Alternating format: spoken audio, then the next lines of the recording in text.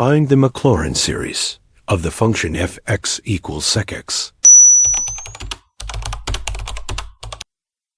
The secant function is even, so its Maclaurin series contains only even powers of x.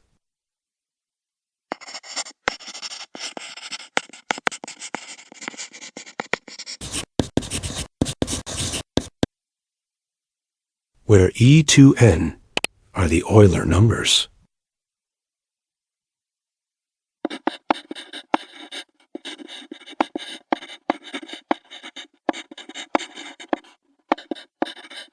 Expanding the first few terms.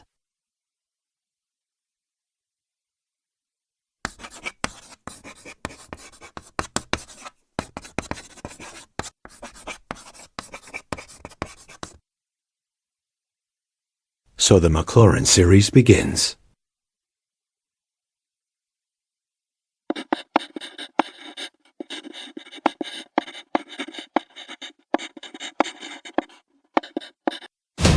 Higher-order terms follow the same pattern, using the Euler numbers e to n. And there you have it.